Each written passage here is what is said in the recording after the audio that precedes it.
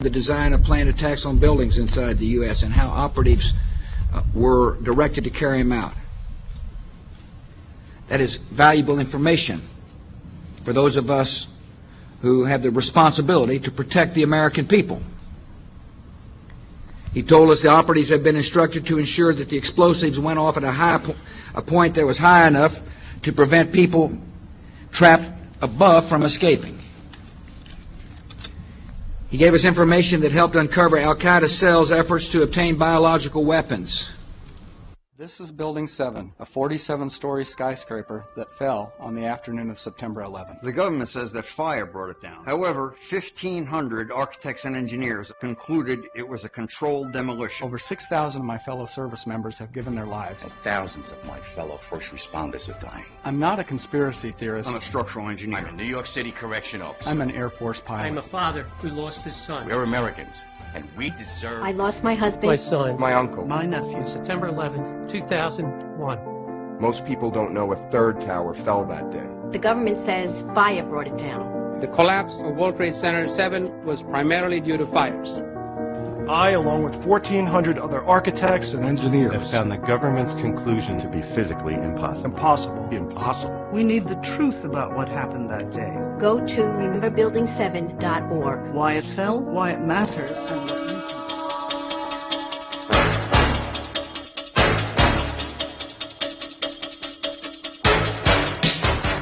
It is important to understand the difference between the term Jews, Hebrews, and Zionists. The majority of the world's Jewish population are honest, caring, honorable people who practice Judaism, follow religious tradition, and embrace good moral values. The term Hebrew refers to the Hebrew language. It also refers to the Hebrew people who are the ethnic descendants of the original 12 tribes of Israel.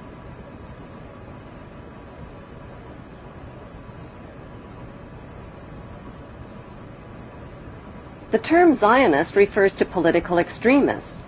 Zionists believe that the Hebrews are God's chosen race of people and that the Hebrews have a right to the land of the Muslim Palestinians. Why? Because according to the Bible, God said so. These Zionist extremists represent only a small minority of Jews and Hebrews. Christians who support Israel's theft of Palestinian land are called Christian Zionist extremists. Their goal is to help fulfill the prophecies of the Bible story. Countless millions of Americans are reading a series of novels called Left Behind. They're topping bestseller lists all over the country, and they're being made into movies. They chronicle apocalyptic times.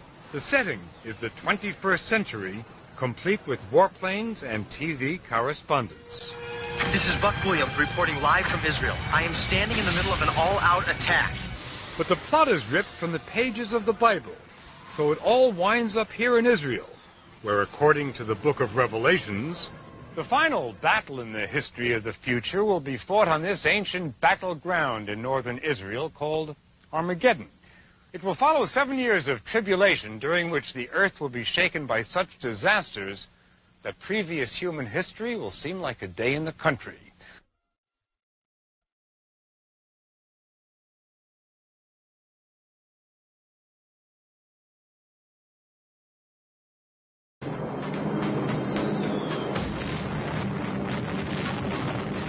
I made the only decision I ever knew how to make. I did what I thought was right. 50 years ago, the United States dropped the atomic bomb on Japan. To this day, Americans know very little about how that decision was reached. The idea that the United States committed these and other horrific crimes against humanity and participated in the 9/11 incineration of thousands of its own citizens is too frightening a thought for many to consider. But even more frightening are the consequences of denial.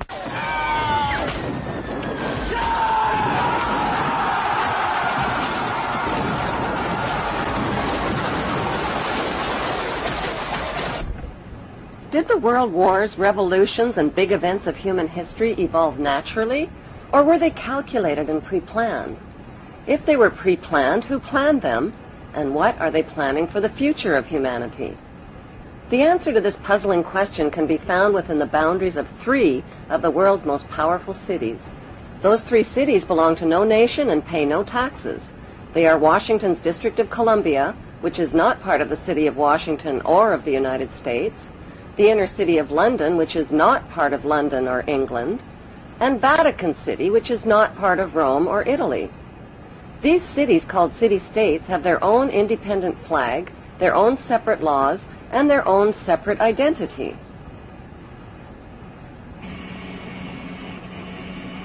Vatican City is in fact a state, the smallest principality in the world. It lies on the banks of the Tiber, completely surrounded by the city of Rome.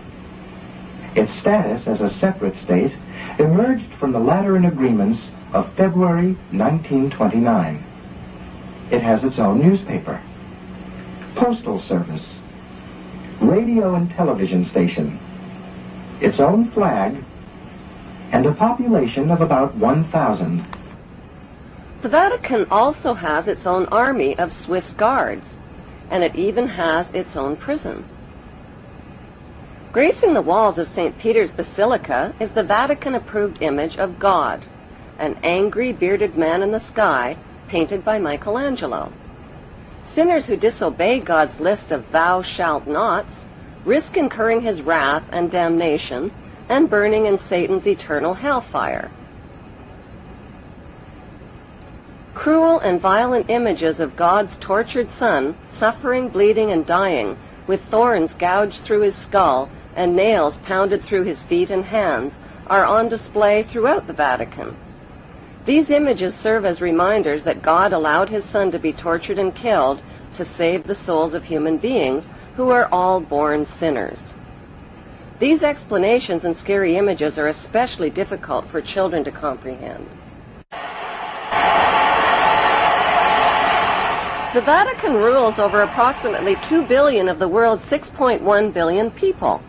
The colossal wealth of the Vatican includes enormous investments with the Rothschilds in Britain, France, and the USA, and with giant oil and weapons corporations like Shell and General Electric. The Vatican solid gold bullion worth billions is stored with the Rothschild-controlled Bank of England and the U.S. Federal Reserve Bank.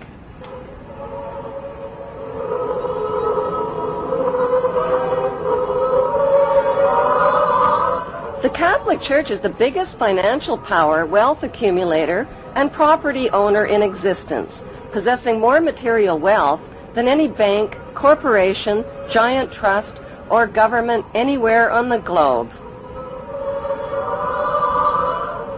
The Pope, who is the visible ruler of this colossal global wealth, is one of the richest men on earth.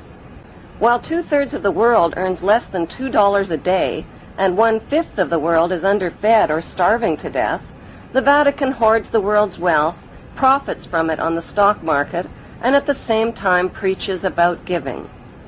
How did the Pope and Vatican accumulate all that wealth over the millennium? One method was to put a price tag on sin. Many bishops and popes actively marketed guilt, sin, and fear for profit by selling indulgences. Worshippers were encouraged to prepay for sins they hadn't yet committed and get pardoned ahead of time. Those who didn't pay up risked eternal damnation in Satan's oven. Pope Leo X rebuilt St. Peter's Basilica, selling tickets out of hell and tickets to heaven.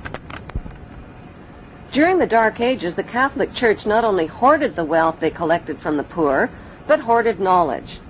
They kept the masses ignorant and in the dark by denying them a basic education.